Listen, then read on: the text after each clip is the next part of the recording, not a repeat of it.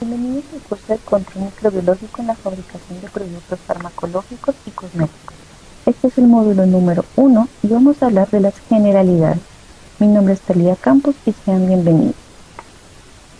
Como contenido vamos a hablar principalmente de bacterias, hongos y esporas, crecimiento y reproducción celular de estos microorganismos, medios de cultivo y niveles de bioseguridad. Vamos a tener dos tipos de células principales, procariotas y eucariotas.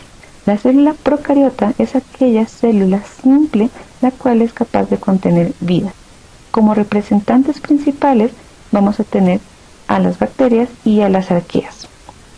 La característica principal de las procariotas es que son células simples. Indica que no van a tener orgánulos membranosos y tampoco van a tener un núcleo definido, que significa que su material genético o el ADN va a estar disperso en el citoplasma en forma de un cromosoma. Vamos a tener otras estructuras, por ejemplo, como una pared celular, una membrana celular, ribosomas, que son los encargados de la síntesis de proteínas, flagelos bacterianos, que se van a encargar de la motilidad o movimiento de estas bacterias, y algunos otros organelos que los vamos a ir viendo en el transcurso del curso, por ejemplo, como los plásmidos bacterianos o por ejemplo como los pili. En cuanto a las células eucariotas vamos a tener dos tipos, los unicelulares, que son aquellas que una sola célula se considera un ser vivo, por ejemplo las microalgas, microhongos y los protozoarios, y las pluricelulares son aquellas que una sola célula no se considera un ser vivo, pero la unión y relación de varias de estas células conforman tejidos y consecuentemente un organismo complejo, como las plantas y los animales. Como característica importante, las células eucariotas se diferencian de las procariotas porque éstas poseen un núcleo definido con membranas y contienen un sistema de organelos con membranas, por ejemplo, como las mitocondrias, cloroplastos, aparato de Golgi, etc. Como vimos anteriormente, las bacterias son células procariotas unicelulares que carecen de organelos con membranas y no poseen núcleo definido, es decir, que todo su genoma está disperso en el citoplasma en forma de ADN circular o un solo cromosoma. Poseen pared celular compuesta de peptidoglicano que le provee protección del exterior. Se reproducen de forma asexual mediante fisión binaria, que veremos un poco más adelante. Pueden producir esporas o no, dependiendo su naturaleza, garantizando su reproducción en ambientes de estrés u hostiles, que también ese tema veremos un poco más adelante. Las bacterias se componen de pilis, que le ayudan en la transferencia de material genético, flagelos, que le proveen movimiento, o cápsulas, que le ayudan a la adherencia de superficies. También pueden ser aeróbicas, es decir, que únicamente pueden subsistir en la presencia de oxígeno, y las anaeróbicas únicamente pueden sobrevivir en ambientes sin oxígeno. Las bacterias también pueden ser patógenas, simbióticas o potencialmente patógenas. ¿Qué quiere decir esto? Las patógenas son aquellas que causan enfermedades o infecciones potencialmente mortales para los seres humanos.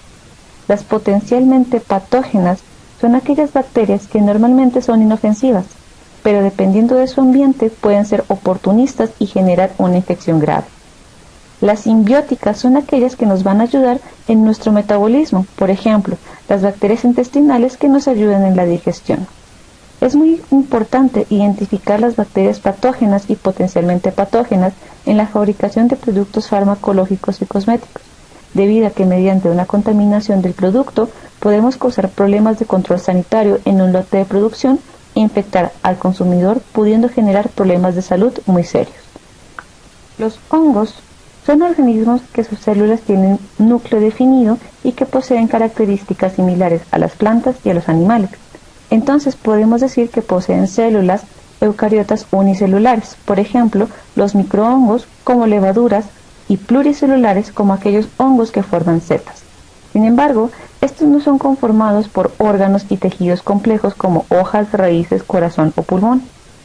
Sus células son alargadas y al alinearse unas a otras forman filamentos denominados hifas, que pueden observarlas en la imagen. Estas se entrelazan en una masa llamada micelio. A estos hongos se les denomina filamentosos. Se utilizan en procesos industriales como la producción de ácido cítrico, antibióticos, hormonas y enzimas.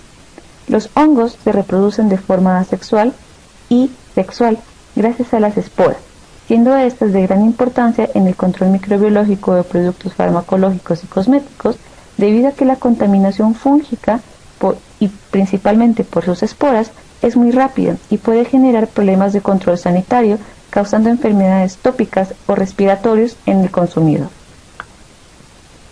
Esporas y endosporas. Las esporas fúngicas son el medio de propagación de los hongos.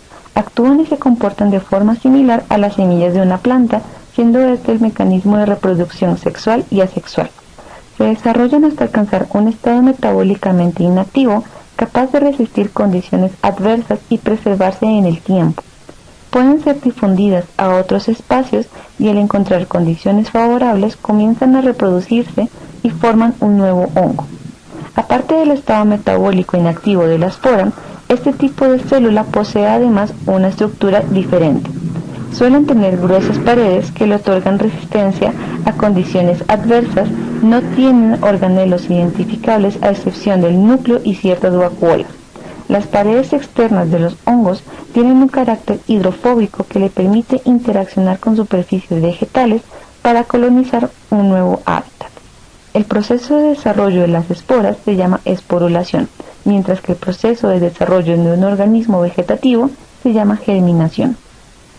Las señales de ambos procesos suelen ser la presencia de ambientes desfavorables o favorables al crecimiento, tal como la presencia y carencia de nutrientes respectivamente.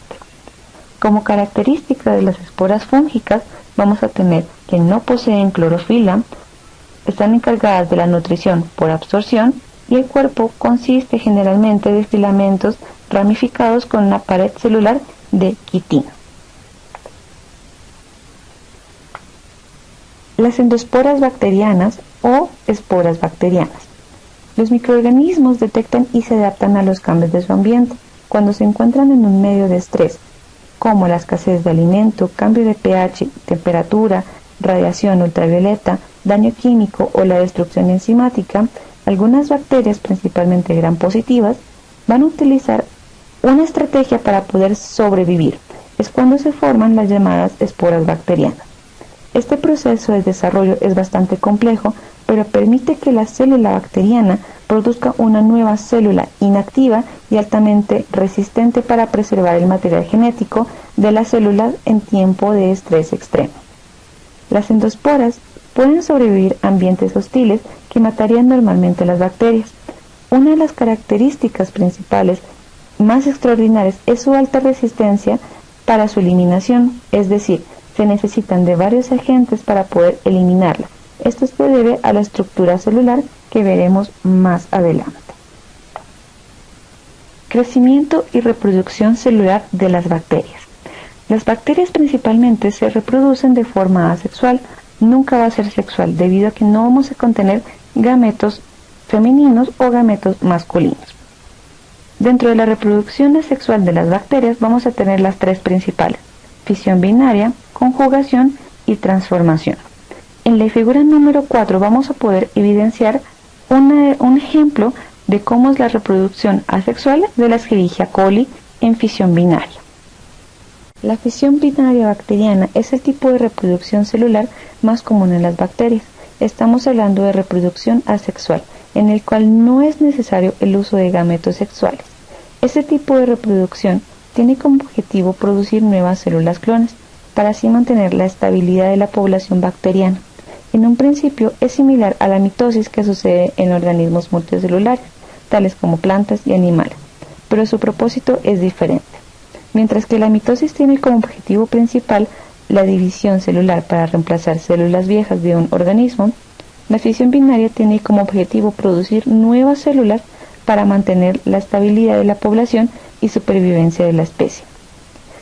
Entender este mecanismo es de gran importancia porque esto permite el desarrollo de productos químicos y nuevos antibióticos dirigidos a interferir con la división celular de las bacterias.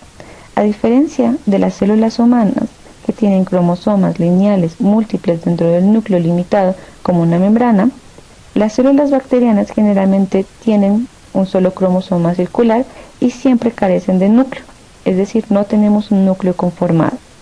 Sin embargo, el cromosoma bacteriano se encuentra en una región especializada de la célula llamada nucleoide. Las enzimas de replicación comienzan a copiar el ADN de un punto en el cromosoma llamado el origen de replicación. A medida que la replicación continúa, los dos orígenes se mueven hacia los extremos opuestos de la célula y tiran el resto del cromosoma junto a ellos. La célula también se alarga y aporta la separación de los cromosomas bien formados. La replicación continúa hasta que ésta copia el cromosoma entero. Las enzimas de replicación se encuentran en el lado opuesto.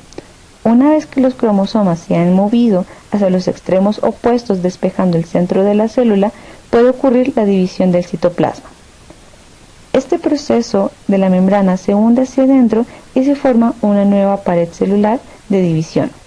En el centro de la célula, finalmente, las paredes se van a dividir en dos células y se separan para continuar sus vidas como bacterias independientes.